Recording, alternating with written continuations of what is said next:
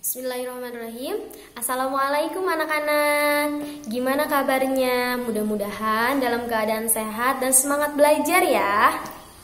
Nah, untuk pelajaran tauhid hari ini, Ustazah akan membahas tentang nama-nama surga dan siapa aja yang boleh masuk ke dalam surganya Allah itu.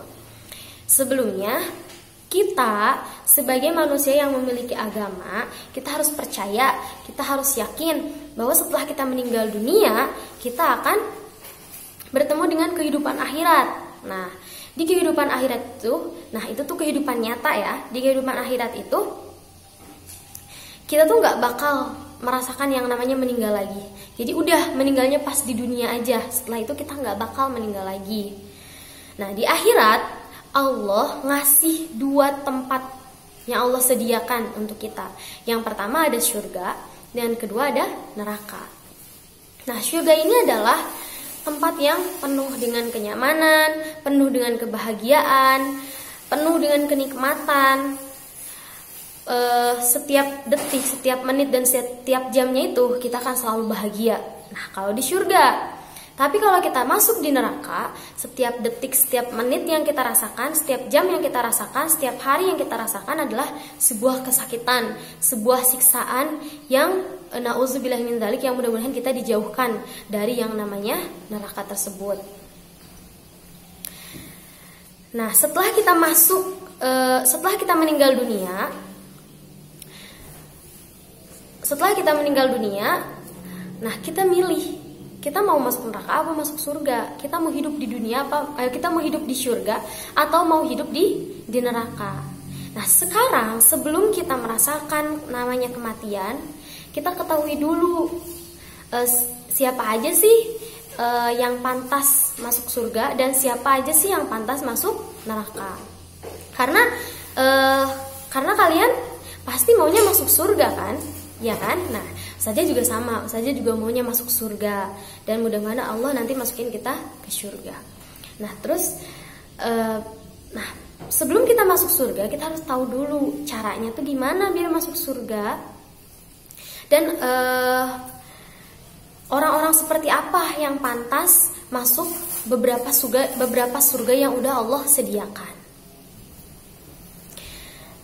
Jadi nama-nama surga itu ada 8. Di sini Ustazah akan membahas 3 dulu, 3 nama surga dan orang-orang seperti apa yang boleh masuk ke surga tersebut.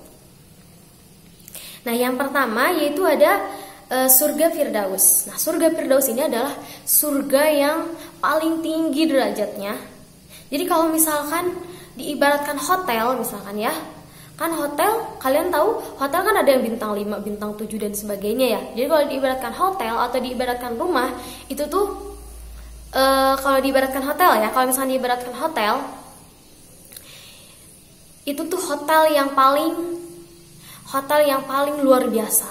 Hotel yang ada kolam renangnya, ada tempat bermainnya, mungkin ada pantainya. Pokoknya mah ada semua tempat-tempat atau semua kebutuhan yang kita butuhkan tuh lengkap ada di situ.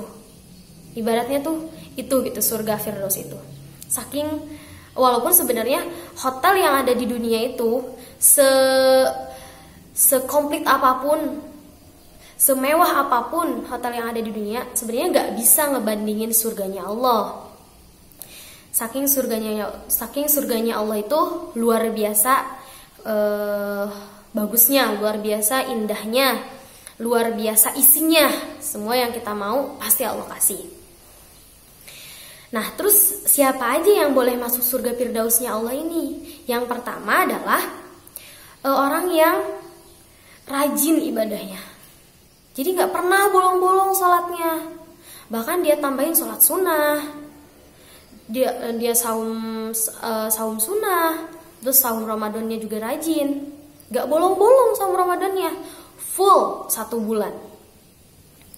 Terus yang kedua, yang boleh masuk surga Firdausnya Allah adalah yang kedua, orang yang rajin zakat. Nah, jadi nanti makanya kalau misalkan kita kan bentar lagi kan kita masuk Ramadan. Nah, nanti biasanya di akhir Ramadan itu kita akan ada zakat. Nah, nanti mamahnya atau ayahnya diingetin buat berzakat gitu ya. Terus selanjutnya yang boleh masuk surga Firdausnya Allah adalah seorang wanita yang tidak melakukan zina. Zina itu apa? Zina itu hal yang Allah larang. Hal yang Allah larang sebelum adanya pernikahan. Nah itu. Terus yang kedua, kembali lagi ke wanita yang tidak melakukan zina itu intinya wanita yang tidak melakukan atau wanita yang gak ngelakuin apa yang gak ngelakuin apa yang Allah larang sebelum pernikahan. Nanti insya Allah kalau kalian sudah besar kalian akan paham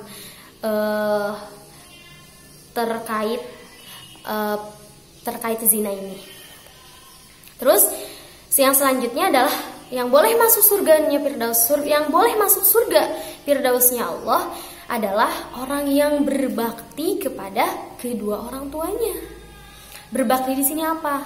Patuh sama orang tuanya, bantu orang tuanya sebelum orang tuanya minta tolong. Terus nggak pernah nyakitin orang tuanya, sopan sama orang tuanya, baik sama orang tuanya. Pokoknya membuat orang tuanya bahagia aja. Nah, itu adalah beberapa orang yang kata Allah boleh masuk surga Firdausnya Allah. Nah, gitu. Terus yang kedua yaitu surga Aden. Nah, surga Aden ini juga luar biasa mewahnya dan pastinya apa yang kita mau Allah kasih. Dan apa yang kita mau ada di situ gitu. Terus siapa aja yang boleh masuk surganya Aden ini, surga Adennya Allah ini? Yang pertama adalah orang yang selalu sabar ketika diuji. Misalkan diuji dalam hal ketika berpuasa. Misalnya kita lagi puasa, terus kita ngelihat orang lain makan. Nah, kita harus sabar dengan ujian laparnya, ya. Jadi kita harus sabar. Kayak kalau misalkan dalam ujian sekolah misalkan ada yang susah. Nah, kita harus sabar, jangan marah-marah, jangan nangis-nangis atau sampai marah-marah ke gurunya gara-gara gak bisa jawab. Sabar aja, gitu ya. Maksud di sini sabar tuh kerjain aja semampu kita. Tapi kalau misalkan ujiannya dalam hal ketika berpuasa, terus kita lapar, nah itu berarti ujiannya lapar. Nah, kita harus tahan laparnya sampai kapan? Sampai waktu berbuka. Terus sabar dalam apa lagi? Sabar dalam ujian, misalkan ujian ketika apa lagi? Ketika misalkan diuji sakit, misalkan sakitnya misalkan sakit gatal atau sakit apapun. Nah, kita harus sabar gak marah-marah, sabar gak ngerengek sama mamahnya, sabar nungguin sampai sakitnya sembuh gitu. Jadi jangan sampai kalau misalnya kita lagi sakit terus misalnya nggak sembuh sakitnya, ini kita marah-marah sama Allah. Jangan sampai kayak gitu ya. Sabar aja dulu, nanti juga sama Allah disembuhin. Terus kan kalau misalkan orang yang sakit itu, kalau misalnya kita sabar dengan ujian sakitnya itu, nanti sama Allah hapusin dosa-dosa kita. Jadi hapusin kesalahan kita. Jadi dosa, perbuatan jelek yang udah malaikat tulis tentang kita, Allah hapusin insya Allah. Kalau misalkan kita sabar dalam ujian sakitnya itu, gitu ya. Jadi untuk anak-anak yang mungkin sekarang ada yang sakit atau misalkan pusing dan sebagainya, sabar ya. Nanti juga sama Allah disembuhin. Yang pasti kalau sakit ada harus istirahat, banyakin minum air putih dan makanannya juga dijaga. Terus siapa lagi nih yang boleh masuk surganya Allah? Selanjutnya yang boleh masuk surganya Allah yaitu surga Aden ini, yaitu orang yang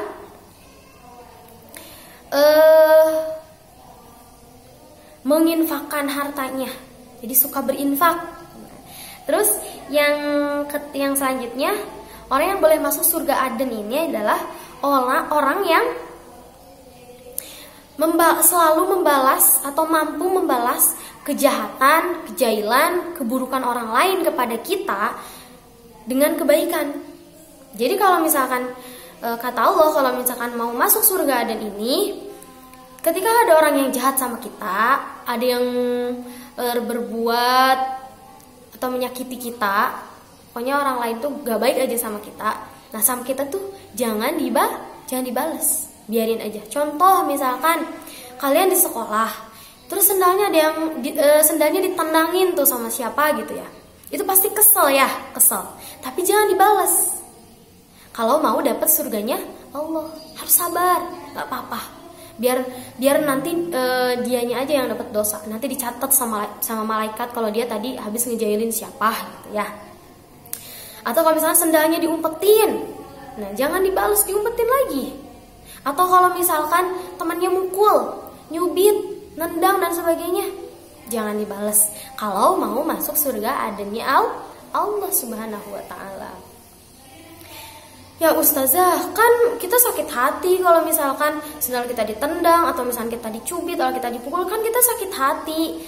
Nah itu ujiannya, kita harus sabar. Kalau misalkan kita sama-sama ngebales, ya berarti kita juga sama-sama gak baik dong kayak temannya. Tapi kan ustazah dia mulai duluan, gak apa-apa, biarin, biar dia aja yang dapat dosa, kita mah jangan ya. Terus selanjutnya ada surga Naim. Nah, surga Naim ini juga surga yang luar biasa indahnya, dan semua yang kita mau ada di situ. Nah, buat siapa surga Naim ini? Yaitu Allah peruntukkan untuk orang-orang, untuk manusia yang apa? Yang bertakwa kepada Allah. Bertakwa itu apa? Bertakwa itu takut sama Allah. Nah, dengan takutnya akhirnya dia apa? Akhirnya dia melakukan perintah Allah, menjauhi larangannya. Dia lakuin semua yang Allah perintahkan. Allah perintahkan sholat, dia sholat. Allah perintahkan dia puasa. Allah perintahkan puasa, dia puasa. Nah, salah satu sholat yang Allah perintahkan yang wajib adalah sholat 5 waktu, yaitu zuhur, asar, maghrib, isya, dan subuh. Nah, dan salah satu puasa yang Allah wajibkan yaitu puasa bulan Ramadan, yaitu selama 1 bulan penuh. Dan perintah Allah selanjutnya apa? Perintah berbuat baik kepada orang tua, menyenangkan orang tua.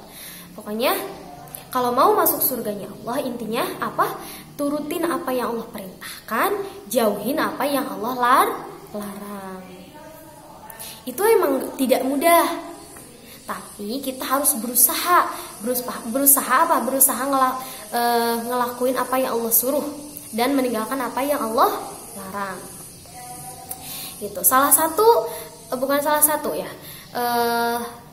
Selanjutnya yang Allah suruh adalah perintah yang Allah suruh selanjutnya adalah selain tadi beribadah, sholat, puasa, berbakti kepada orang tua, baik sama gurunya. Selanjutnya adalah untuk perempuan. Untuk perempuan Allah perintahkan apa? Untuk menutup auratnya dari ujung ke kepalanya sampai menutupi dada. Gitu.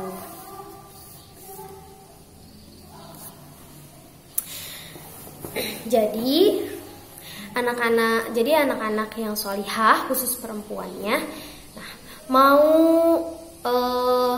dimanapun, pokoknya kalau misalkan kita udah keluar dari rumah kita harus menggunakan jilbab atau menggunakan kerudung yang menutupi rambut semuanya dan menutupi dada. Itu juga salah satu perintah Allah.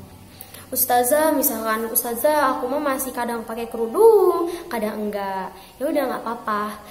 Tapi maksud gak apa-apa di sini, Ustazah maklumin gitu karena kalian masih kecil. Tapi pokoknya kalau tapi intinya kalau saran Ustazah mah harus gitu ya. Harus pokoknya kalau keluar rumah aja harus pakai kerudung, pakai baju panjang. Kalau misalkan kalau masih pakai celana ya celananya juga yang panjang. Karena apa? Karena ketika kita keluar rumah, nih perempuan nih, anak perempuan ya, keluar rumah nggak pakai kerudung, terus nanti rambutnya atau auratnya kelihatan sama orang lain, maka sama aja dia membawa atau mendorong atau menyeret ayahnya itu ke neraka. Pasti kalian nggak mau kan ayahnya masuk neraka gara-gara kalian. Nah kalau misalkan nggak mau, berarti mulai dari sekarang, sedari kecil biasakan untuk perempuan, untuk anak perempuan kerudungnya dipakai ya, oke? Mungkin itu yang bisa Ustazah sampaikan. Jadi Ustazah baru nyampein tiga nama-nama surga dan para penghuninya. Yang penghuninya itu berarti yang boleh masuk ke surga tersebut. Yang pertama surga Firdaus, yang kedua surga Aden, yang ketiga surga Naim. Sisanya insya Allah Ustazah jelaskan di pertemuan selanjutnya ya. Alhamdulillah, mudah-mudahan apa yang Ustazah sampaikan bisa dipahami dan bisa kalian